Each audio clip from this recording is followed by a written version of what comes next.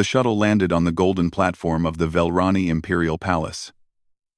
The engines made a soft humming sound as they powered down. Guards in shining armor stood in two perfect lines, their tall bodies covered in blue scales that reflected the light of 3 suns. The door of the shuttle opened slowly. Everyone expected something impressive. They expected a giant. They expected a monster with weapons and armor that could shake the ground. Instead, a single human male walked out. His name was Teho. He was not tall by human standards, and compared to the Velrani, he looked like a child standing next to adults. He wore simple gray clothes with no decorations. His black hair was cut short, and his face showed no emotion. He carried no visible weapons. The Velrani guards looked at each other. Some of them made small sounds of confusion. This was the famous human ambassador? This was what Earth had sent to represent their species? High Empress Vela stood at the top of the palace stairs. She was magnificent. Her scales were deep purple, the color of royalty. Her eyes were golden, and they missed nothing. She had ruled the Velrani Empire for 200 years, and she had seen many things. She had seen wars and peace. She had seen species rise and fall. She watched the human climb the stairs toward her. His steps were steady and calm. He did not rush. He did not slow down. He moved like someone who had walked through fire and no longer feared anything. Beside the Empress stood her daughter, Princess Kira. She was young by Velrani standards, only 40 years old. Her scales were lighter purple, and her eyes were filled with the arrogance of youth. She had never known war. She had grown up in peace and luxury. Kira looked at the human and laughed. The sound was not quiet. It echoed across the landing platform. Guards turned their heads. Advisors frowned. But Kira did not care. "This," she said loudly, "this is what the humans send us? Mother, is this a joke?" Empress Vela did not respond. Her golden eyes stayed fixed on the approaching human. Teho reached the top of the stairs. He stopped before the Empress and bowed his head slightly. It was a bow of respect between equals, not the deep bow of a servant. "High Empress Vela," he said. His voice was quiet but clear. "I am Teho, sent by the United Earth Government. I bring greetings and hope for continued friendship between our peoples." Before the Empress could respond, Kira stepped forward. She was much taller than the human. She looked down at him with open disgust. "Friendship?" she repeated. "What friendship can there be between the mighty Velrani and creatures like you? Look at yourself. Human, you have no claws." She held up her hand, showing razor-sharp claws that could cut through metal. "You have no scales." She touched her own armored skin. "You have no strength." She walked around Teho slowly, like a predator examining weak prey. "Your species is soft," she continued. "You are small. You are fragile. One of our children could break you in half, and yet you come here, to the heart of our empire, and speak of friendship as if you are our equal?" The guards watched in uncomfortable silence. Some of the older advisors looked worried, but they said nothing. Teho stood perfectly still. He did not flinch. He did not look away. He simply waited for the princess to finish. "I have studied your kind," Kira said. "Humans cannot survive in cold. You cannot survive in heat. You cannot breathe underwater. You cannot see in darkness. You are born weak, and stay weak your entire short lives. 60, 70, maybe 80 years. That is nothing. That is the blink of an eye." She stopped in front of him and leaned down until her face was close to his. "So, tell me, little human, why should the Velrani Empire treat you as anything other than pets?" The courtyard was completely silent. Everyone waited for the human to react, to get angry, to show fear, to do something. Teho looked up at the princess with calm eyes. "Are you finished, Your Highness?" he asked politely.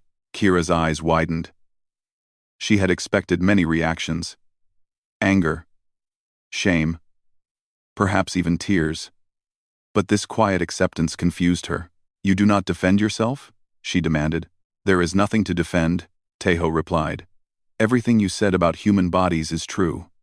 We are physically weaker than many species in the galaxy. We live shorter lives. We have no natural weapons." He paused for a moment. "But strength is not always in the body, Princess." Kira laughed again, but this time it sounded forced. Words.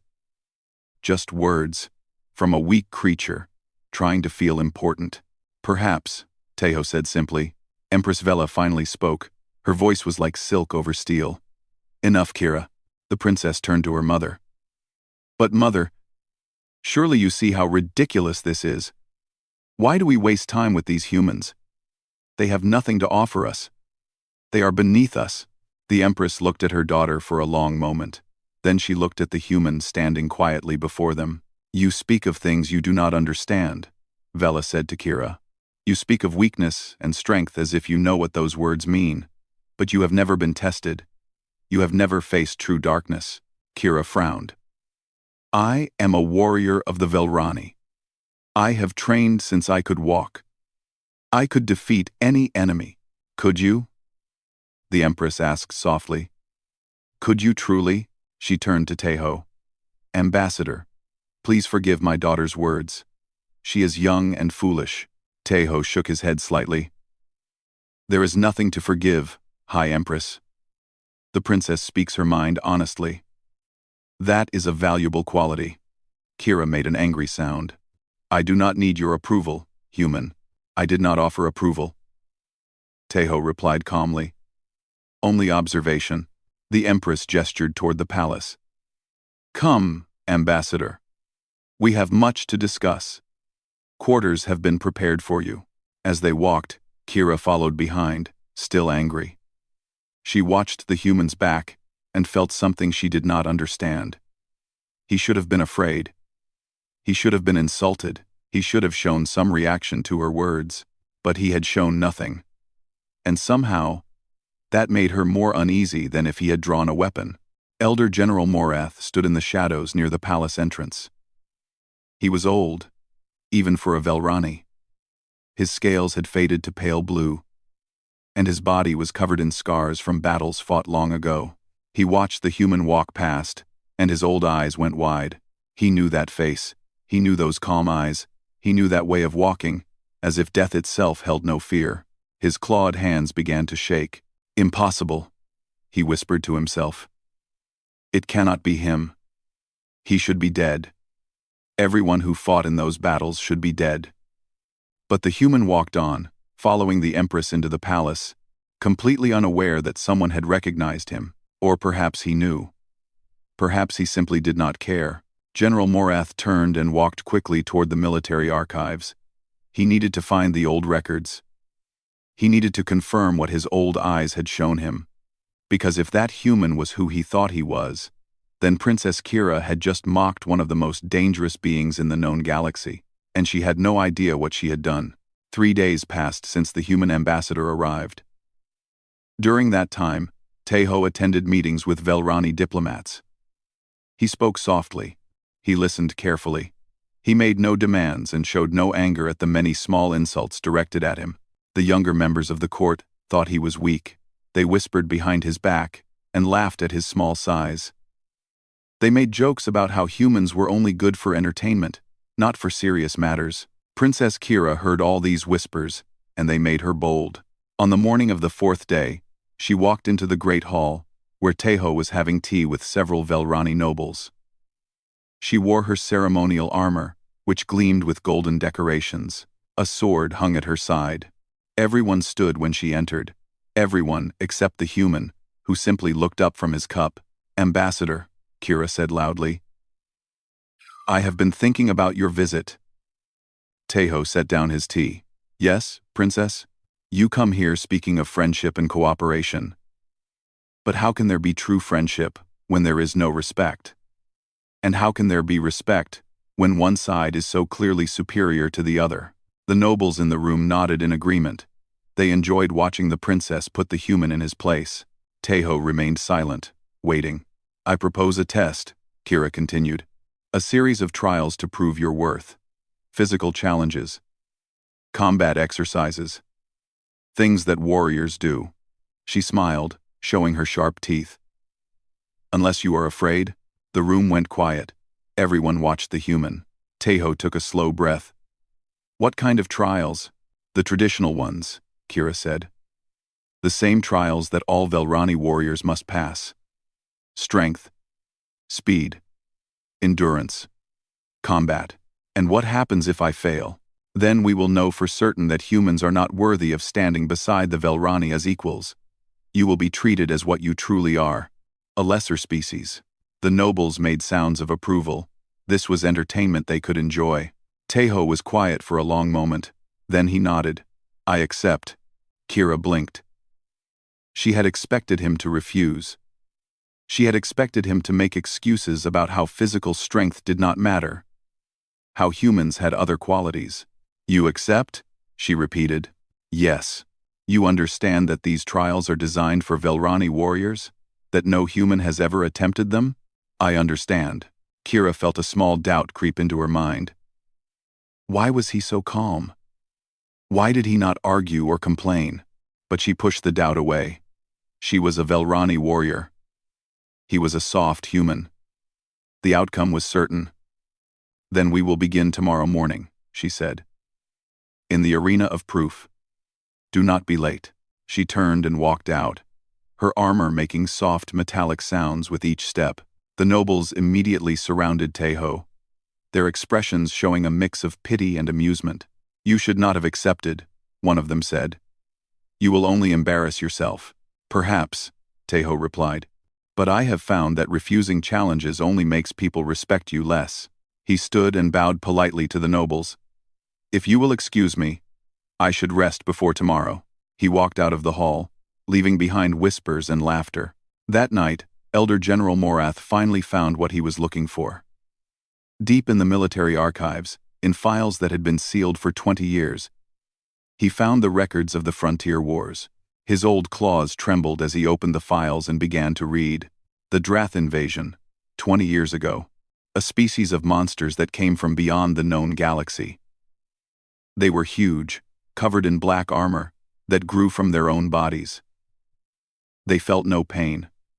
They knew no mercy. They existed only to kill and consume. The Velrani Empire had been unprepared. Colony after colony fell to the Drath advance. Millions died.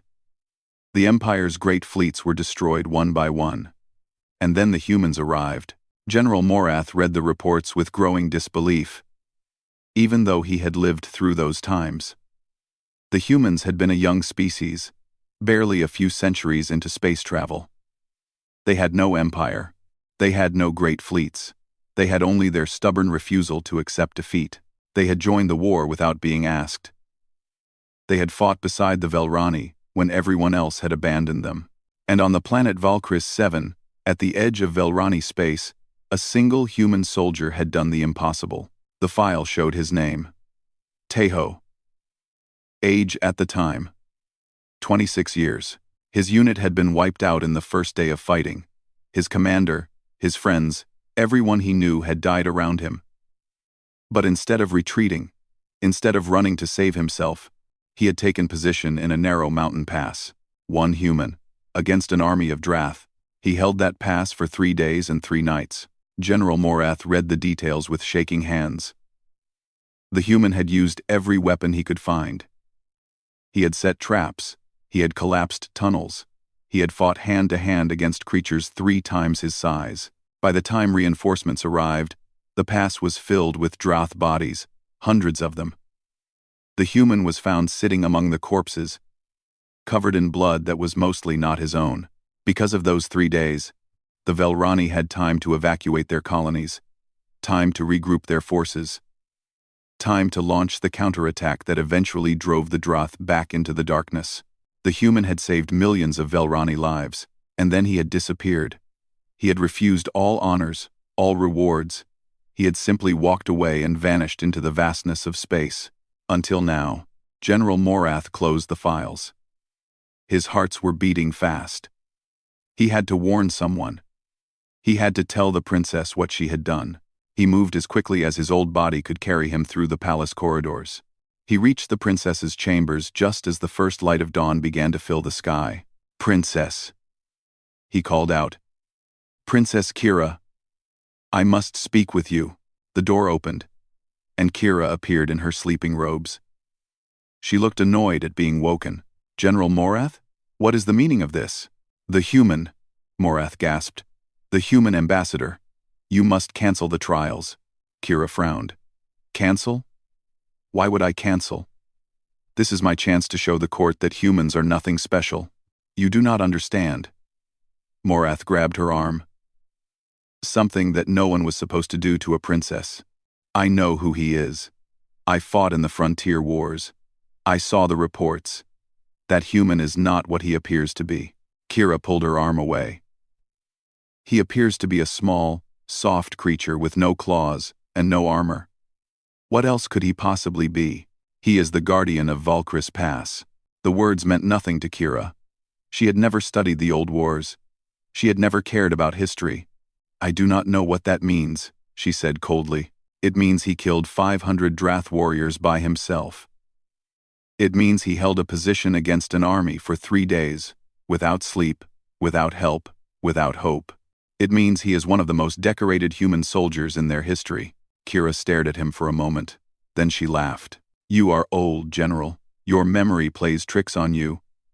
That creature I saw yesterday could not kill a single Drath, let alone 500. Princess, please. I am begging you." But Kira had already turned away. "The trials will proceed as planned. And when I defeat him easily, perhaps you will understand that the stories of the past are just stories. Nothing more." She closed the door in his face. General Morath stood alone in the corridor, feeling a cold fear settle into his old bones. He had tried to warn her. He had done everything he could. Now he could only watch and pray that the princess survived her own foolishness. The arena of proof was ancient. It had been built thousands of years ago, when the Velrani were still a young species learning the ways of war. Its walls were carved from black stone, and its floor was stained with the blood of countless warriors who had tested themselves there. The stands were full. Word had spread quickly that the human ambassador would attempt the warrior trials. Everyone wanted to see him fail. Everyone wanted to laugh at the soft creature from Earth. Empress Vela sat in the royal box, her face showing no emotion. Beside her, Elder General Morath looked pale and worried. He had told the Empress everything he knew, but she had simply nodded and said nothing. Princess Kira stood in the center of the arena, her armor shining under the bright lights. She looked confident and proud. Around her stood the trial masters, old warriors who would judge each test. The crowd cheered when she raised her sword to salute them. Then the gates opened, and Tejo walked in. He wore simple training clothes, gray shirt, gray pants, simple boots. He carried no weapons. He looked even smaller in the vast arena. Surrounded by giant Velrani, the crowd laughed. Some of them threw small objects at him. He did not react. He simply walked to the center of the arena and stood before the princess. "You came?" Kira said, surprised despite herself. "I said I would." "Then let us begin." She gestured to the trial masters. First test, strength. A massive stone block was brought into the arena. It was twice the height of Tejo and must have weighed several tons. This was the traditional test. Velrani warriors were expected to lift it above their heads. "Lift the stone," Kira commanded. "If you can." The crowd laughed again. There was no way a human could lift that weight. It was impossible. Tejo walked to the stone. He examined it carefully. He placed his hands on it. The crowd waited, ready to mock his failure. He took a breath.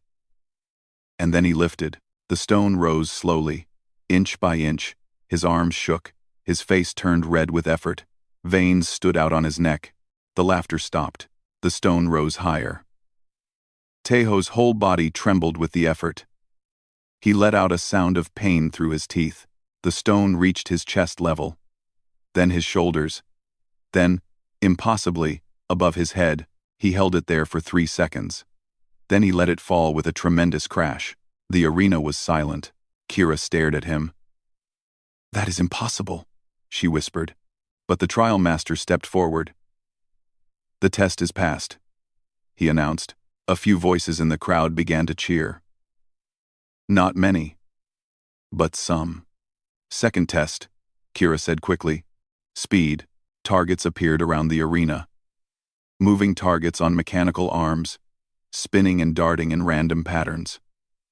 The test was to touch all 20 targets. Within 30 seconds, Tejo moved. The crowd gasped. One moment he was standing still. The next moment he was running. Not like a normal human runs, but like something wild. Something predatory. His body moved in ways that seemed wrong, bending and twisting with impossible flexibility. He reached the first target in 2 seconds, the second in 3. He ran across the walls, using the stone carvings as handholds. He jumped distances that should have broken his legs on landing. 23 seconds. All 20 targets touched. The crowd was no longer laughing. "Third test," Kira said, her voice less confident now. "Endurance." This was a test of pain. The warrior would stand on a platform while increasing levels of electrical current passed through their body. The test continued until the warrior collapsed or chose to stop. Tejo stepped onto the platform without hesitation. The current began. Low at first. Enough to make muscles twitch. Tejo did not move. The current increased. Enough to cause pain. Real pain. Tejo did not move. The current increased again. And again. And again. The trial master looked at his instruments with confusion. The levels were higher than most Velrani warriors could handle. The human should be screaming. He should be begging for mercy. But Tejo stood perfectly still. His jaw was tight. His hands were clenched into fists. But he did not make a sound. The current reached maximum level, the level that had caused trained Velrani warriors to pass out. Tejo looked at the trial master with calm eyes. "Is that all?" he asked. The trial master shut off the current. "The test is passed," he said, his voice shaking. Now the crowd was completely silent. Something had changed. Something was different about how they looked at the human. "Fourth test," Kira said, but her voice cracked slightly. "Combat." This was the final test. The warrior would face 3 opponents in armed combat. Victory meant defeating all 3. Defeat meant injury or death. 3 Velrani warriors entered the arena.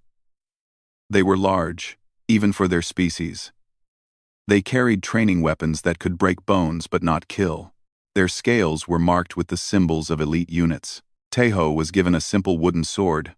He held it loosely, almost carelessly. He did not take a fighting stance. "Begin," the trial master called. The 3 warriors attacked at once. They moved fast, their weapons cutting through the air toward the human. What happened next would be talked about for years. Tejo became something else. Something that did not look human anymore. He moved like water, flowing between attacks that should have crushed him. He moved like fire, striking with speed that the eye could not follow. His wooden sword hit the first warrior in the throat. The warrior fell, choking. The second warrior swung his weapon in a wide arc. Tejo dropped to the ground, rolled under the swing, and came up behind him. The wooden sword hit the back of the warrior's knee. He collapsed with a cry of pain. The third warrior hesitated. Fear showed in his eyes. He had never seen anything move like that. Tejo waited patiently for him to attack. The warrior charged with a battle cry. He swung his weapon down with all his strength. Tejo stepped aside. The weapon hit empty ground. Before the warrior could recover, the wooden sword hit him 3 times, so fast it looked like one movement. Once in the wrist to make him drop his weapon. Once in the ribs to knock the air from his lungs. Once behind the ear to make him fall unconscious. The arena was silent for a long moment. Then a voice from the crowd called out, "Guardian of Valkyris Pass." Another voice joined. Then another. Soon the name was echoing through the arena. Older Velrani, those who remembered the war, those who had heard the stories, rose to their feet. Princess Kira looked around in confusion. "What are they saying? What does that mean?" She turned to face Tejo, but he was not looking at her. He was looking at the royal box, where Empress Vela was slowly rising to her feet. The Empress began to clap. One by one, the court members joined her. Then the military officers. Then the common people in the upper stands. Soon the entire arena was filled with applause, all except Princess Kira, who stood alone in the center, finally beginning to understand that something had gone terribly wrong. "I do not understand," she said to Taeho. "Who are you? What are you?" Taeho looked at her with those same calm eyes. "I am just a human, Your Highness. Nothing more." But the crowd knew better. And soon, very soon, Kira would learn the truth about the man she had mocked. The crowd's chanting continued even after Taeho left the arena. "Guardian of Valkyris Pass. Guardian of Valkyris Pass." The words echoed off the ancient black walls and followed Princess Kira as she walked through the palace corridors. She did not understand. She did not want to understand. But the memory of what she had seen would not leave her mind. The human lifting that impossible weight. The human moving faster than her eyes could follow. The human standing in the center of electrical current that should have destroyed him, asking calmly if that was all. The human defeating 3 elite warriors like they were children. She found her mother in the throne room. Empress Vela sat on her crystal throne, her purple scales reflecting the soft light from the ceiling. She was alone. "Mother," Kira said, her voice shaking. "What happened today? What is the Guardian of Valkyris Pass? Why did everyone react like that?" The Empress looked at her daughter with ancient eyes. "Sit down, Kira." Kira sat on the steps below the throne, like she had done as a child when her mother told her stories. 20 years ago, the Empress began. "Before you were born, the Empire faced extinction. The Frontier Wars," Kira said. "I know about them. We won. We almost lost everything." Vela's voice was hard. "The Droth came from the void between galaxies. They were not like any enemy we had faced. They did not want territory. They did not want resources. They wanted only death." Kira had heard stories about the Droth, but they had always seemed like legends. Monster tales to frighten young children. "Our fleets were destroyed," the Empress continued. "Our colonies burned. Millions of our people died screaming. We sent calls for help to every species we knew. Every ally we had, they all refused. They were too afraid." She paused, her golden eyes distant with memory. "Except the humans." Kira felt a cold sensation crawl up her spine. "They had nothing," Vela said. "A few hundred ships against an enemy that had destroyed thousands. They had no advanced weapons, no great technology. But they came anyway. They came because they said it was the right thing to do." The Empress stood and walked to the great window that overlooked the capital city. Millions of lights glittered in the darkness. The Battle of Valkyris 7 was supposed to be our final defeat. The Droth had surrounded our remaining colonies. They were going to kill everyone, all 8 million people trapped there. We did not have enough ships to evacuate them. We did not have enough soldiers to protect them. She turned to face her daughter. One human soldier changed everything. His name was Taeho. He was young then, barely more than a child by human standards. His entire unit was killed in the first hour of fighting. He should have retreated. He should have saved himself. Instead, he found a narrow mountain pass, the only way the Droth could advance to the civilian shelters. And he held it, Kira whispered, finally understanding. For 3 days and 3 nights, alone, against 500 Droth warriors. The Empress's voice cracked slightly. "Do you understand what that means? Do you have any idea what he endured?" Kira could not answer. Her mind was struggling to process the information. When reinforcements finally arrived, they found him sitting among the bodies of his enemies. He was injured in 17 places. He had not slept in 72 hours. He had run out of ammunition after the first day and fought with whatever he could find. Rocks, broken weapons, his bare hands. The Empress walked toward her daughter. "Because of those 3 days, we had time to evacuate the colonies. We had time to regroup our forces. We had time to develop the weapon that finally drove the Droth back. 8 million Velrani are alive today because one human refused to die." Tears were forming in Kira's eyes. "I did not know. No one told me. The story is taught in every military academy in the Empire. It is carved on monuments across our worlds. The humans asked for nothing in return. They refused all honors. They simply said they were glad they could help. Vela knelt before her daughter and took her hands. And you, my daughter, stood before that man and called him weak. You called him inferior. You said humans were only fit to be pets. Kira began to cry openly. Mother, I am so sorry. I did not know. I would never have said those things if I had known. That is exactly the problem, Vela said softly. You judged him without knowing. You saw only his body, his size, his lack of natural weapons. You did not see his spirit. You did not see his heart. What do I do? Kira asked. How do I fix this? The Empress stood and pulled her daughter to her feet. Tomorrow, in front of the entire court, you will bow to him. You will apologize for your words. You will show the Empire that even a princess can admit when she is wrong. Kira nodded quickly. Yes, Mother. Of course. I will do whatever is necessary. This is not a punishment, Vela said. This is a lesson. The most important lesson you will ever learn. Strength comes in many forms. The humans taught us this truth when we had forgotten it. She wiped the tears from her daughter's face. Now go. Rest. Think about what I have told you. And tomorrow, you will make this right. Kira bowed and left the throne room. Her mind was full of new thoughts, new understanding.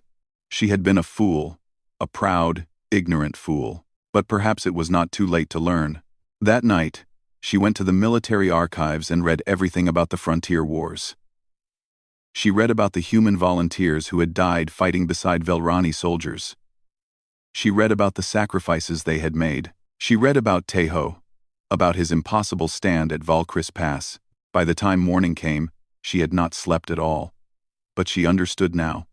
She understood why the crowd had chanted his name. She understood why General Morath had been so afraid. She understood why her mother had watched the human with such respect in her eyes. Humans were not weak.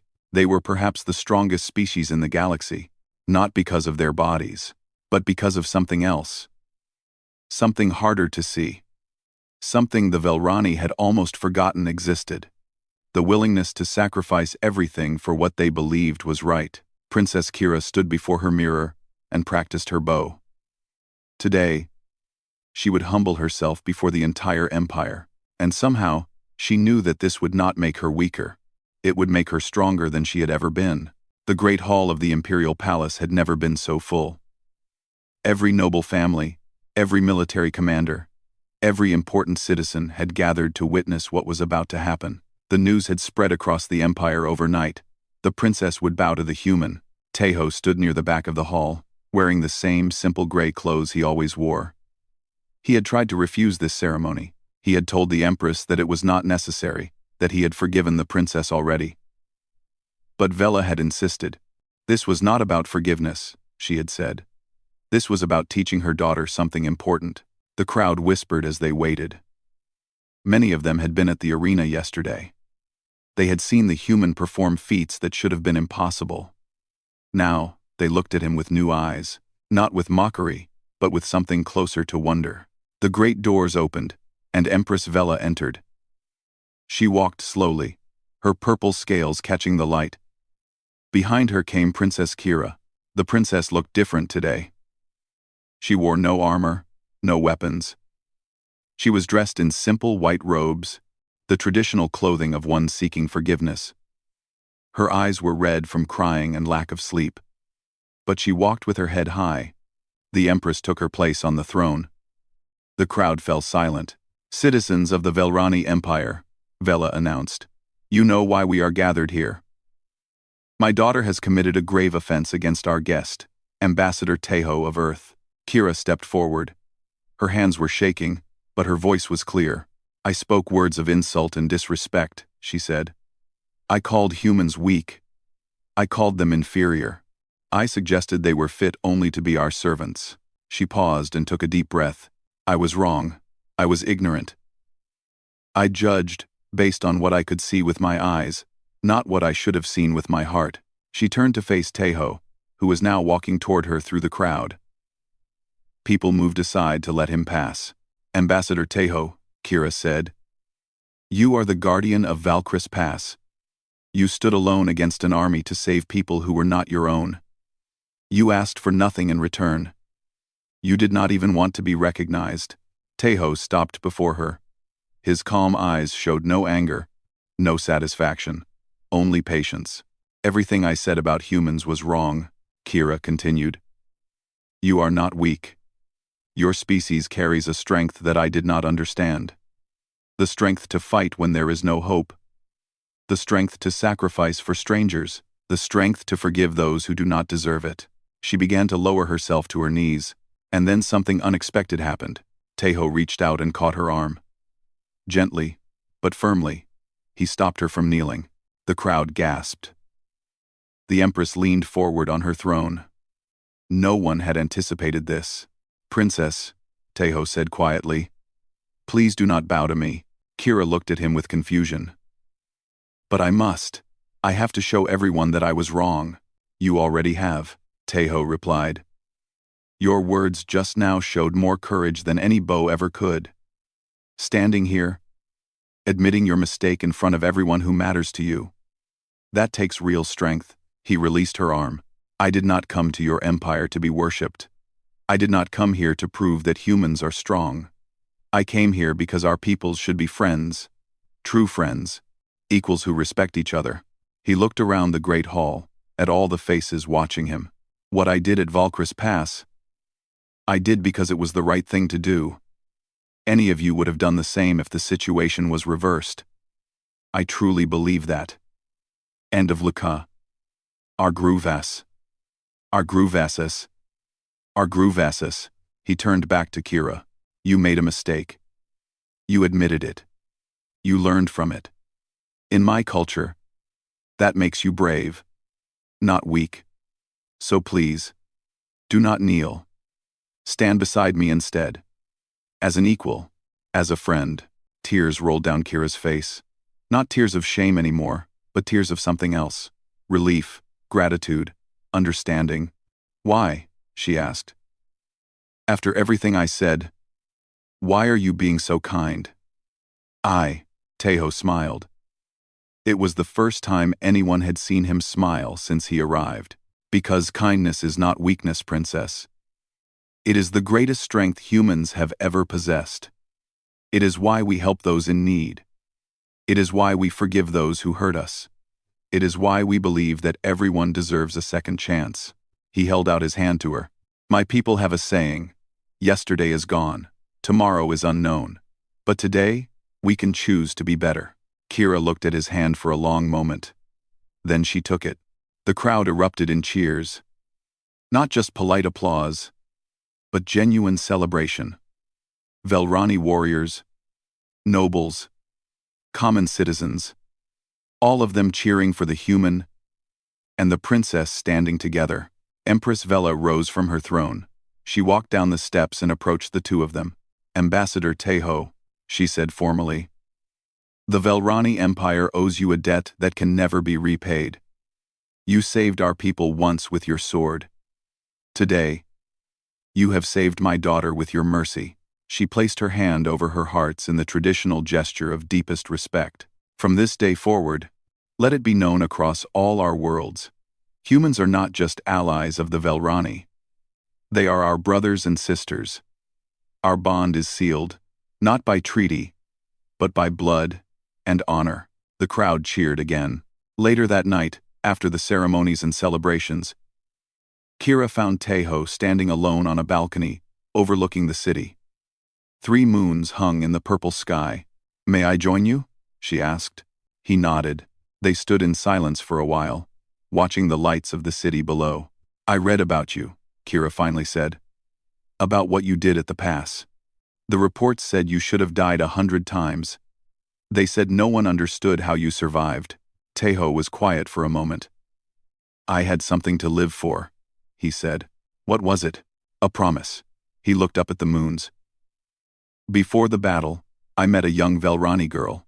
She was 5 years old. Her mother had been killed in an earlier attack. She was alone and scared. Kira felt her hearts tighten. She asked me if the monsters would hurt her. I told her no. I promised her that I would not let anything hurt her, that she would be safe. His voice was soft, almost distant. When I was alone at that pass, when everything hurt, and I wanted to give up, I thought about her. About the promise I made. And I kept fighting. What happened to her? Kira asked. Tejo turned to look at her with those calm, ancient eyes. She grew up. She became healthy and strong. The last I heard, she had a daughter of her own. He smiled again. She named her daughter Kira. The princess felt the world shift beneath her feet. Her grandmother. He was talking about her grandmother. You knew, she whispered. You knew who I was from the beginning. Yes.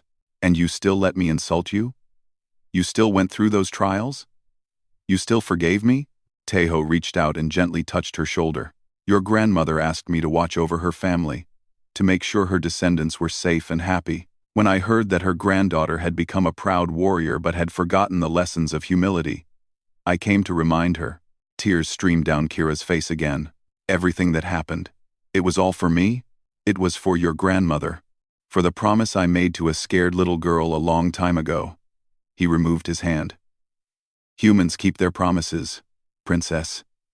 Even when it takes 20 years. Even when no one is watching. Kira threw her arms around him and hugged him tightly. The mighty Velrani princess, embracing a small human on a balcony under 3 moons. Thank you, she whispered. Thank you for keeping your promise. Thank you for teaching me. Tejo gently hugged her back. You are welcome, little one. Your grandmother would be very proud of you. And standing there, in the light of 3 moons, the princess finally understood what true strength really meant. It was not in muscles or weapons or armor. It was in the heart. And humans had the strongest hearts in the galaxy.